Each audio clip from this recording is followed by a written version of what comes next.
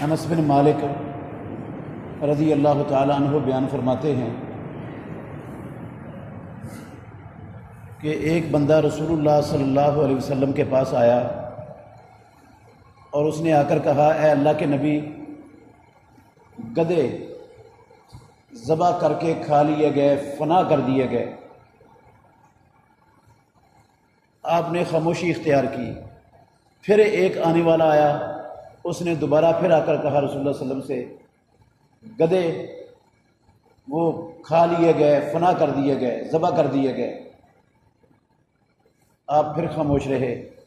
تیسری مرتبہ پھر ایک آنے والا آیا، اس نے کہا، اللہ کے نبی، گدھے تو سارے فنا کر دیے گئے، کھا لیے لوگوں نے ذبح کر کر کے۔ رسول اللہ صلی اللہ علیہ وسلم نے ایک اعلان کرنے والے کو اعلان کرنے کے لیے بھیجا۔ اس نے جا کر اعلان کر دیا، ان اللہ ورسولہ ینہیانکم عن الامور الانسیۃ، یقیناً اللہ اور اللہ کا رسول تمہیں گھریلو گدھوں کے گوشت سے منع کرتے ہیں۔ اور آپ نے فرمایا، انہا رجسن، یہ گندہ ہے۔ یہ صحیح بخاری اور صحیح مسلم شریف کی حدیث ہے۔ عزیز بھائیو، ہم وضو اور غسل کے لیے، طہارت کے لیے پاک پانی پر بات کر رہے ہیں۔ جانوروں کے جھوٹوں پر، انسان کے جھوٹے پر بات ہو رہی تھی۔ یہ حدیث، اس حدیث سے بعض اہل علم نے استدلال کیا ہے کہ گھریلو گدھے جب ان کا گوشت حرام کر دیا گیا، یہ اسلام کے شروع میں حلال تھا۔ خیبر کے موقع پر رسول اللہ صلی اللہ علیہ وسلم نے گھریلو گدھوں کے گوشت کو ہمیشہ کے لیے حرام کر دیا، قیامت تک کے لیے۔ تو جب ان کو حرام کیا گیا، گھریلو گدھوں کے گوشت کو، تو آپ نے ان کے بارے میں یہ لفظ کہا، انہا رجسن، یہ گندہ ہے۔ راوی کہتے ہیں، فَأُكْفِئَتِ الْقُدُورُ وَكَانَتْ تَفُورُ بِاللَّحْمِ، دیگیں اور ہنڈیاں ان کو انڈیل دیا گیا، حالانکہ وہ گوشت سے بھری ابل رہی تھی، پک رہی تھی۔ تو رسول اللہ صلی اللہ علیہ وسلم کے اس فرمان کے بعد وہ گوشت پھینک دیا گیا، ہنڈیاں انڈیل دی گئی۔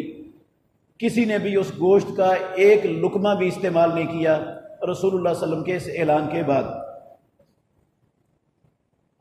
اس سے بعض اہل علم انہوں نے استدلال کیا ہے کہ گھریلو گدھے کا گوشت چونکہ حرام ہو گیا ہے، اور جس جانور کا گوشت حرام ہے اس کا جھوٹا بھی حرام ہے،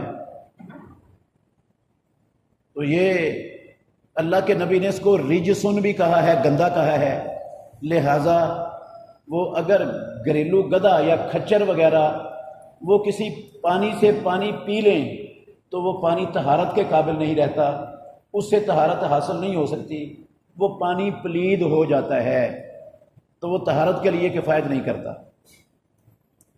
جبکہ ایک دوسری رائے ہے اہل علم کی، وہ کہتے ہیں کہ رسول مکرم صلی اللہ علیہ وسلم نے بذات خود خچر اور گدھے پر سواری کی ہے، اور گدھے پر سواری کرنے والے کو یقیناً گدھے کا اور خچر کا پسینہ بھی لگتا ہے۔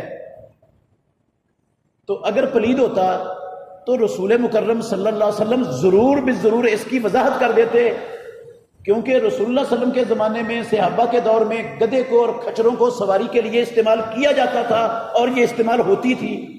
تو جب یہ عام استعمال ہوتی تھی، خود رسول اللہ نے بھی استعمال کیا، صحابہ نے بھی استعمال کیا، اور اللہ کے نبی نے ان کے پسینے کے متعلق نجس اور پلید ہونے کے بارے میں کوئی فرمان جاری نہیں کیا، تو یہ نجس اور پلید نہیں ہے۔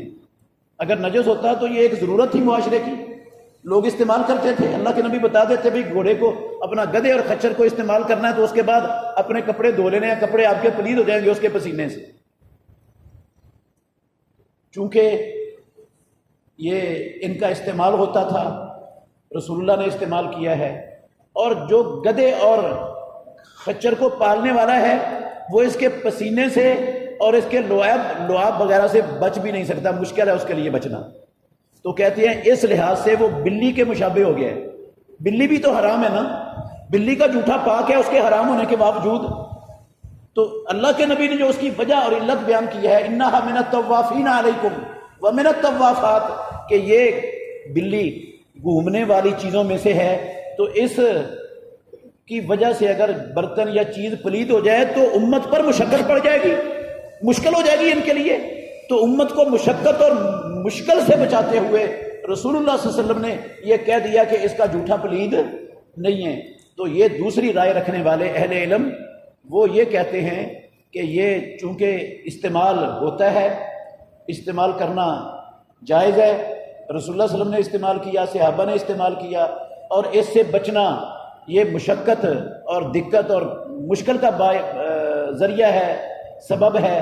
تو ایسی چیز بلی کے مشابہ ہونے کی وجہ سے اس کا جھوٹا پلید نہیں ہے، نہ اس کا پسینہ پلید ہے۔ گدھے پر خچر پر سواری کرنے والا وہ انہی کپڑوں میں نماز پڑھ سکتا ہے، وہ پلید نہیں ہے۔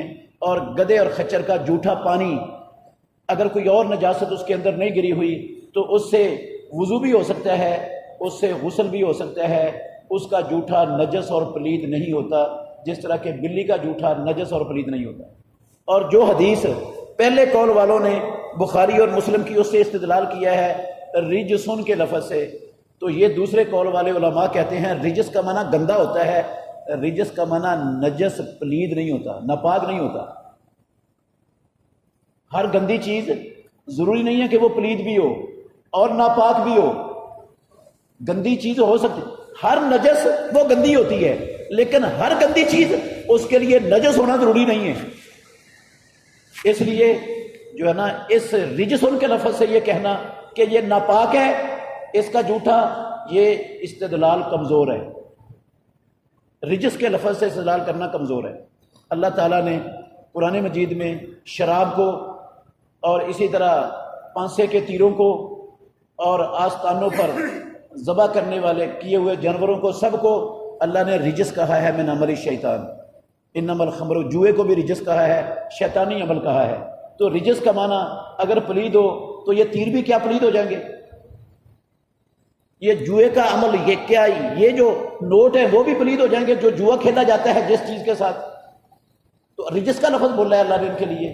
تو رجس کا لفظ گندا، اس کا معنی ضرور ہے، گندا ہے، شیطانی عمل ہے، لیکن اس کا معنی ناپاک اور پلید نہیں ہے۔ اس لیے راجح قول ان علماء کا ہے جو کہتے ہیں کہ چونکہ اس کا استعمال کرنے کی اجازت ہے اور اس کے لعاب سے اور اس کے پسینے سے بچنے میں امت کے لیے مشقت ہے، اور جس چیز میں مشقت ہو اسلام وہ چیز امت سے ختم کر دیتا ہے۔ ما جعل علیکم فی الدین من حرج، اللہ رب العالمین نے اپنے بندوں پر دین میں کوئی مشقت اور حرج والا کام مقرر نہیں کیا جس میں ان کے لیے مشقت ہو۔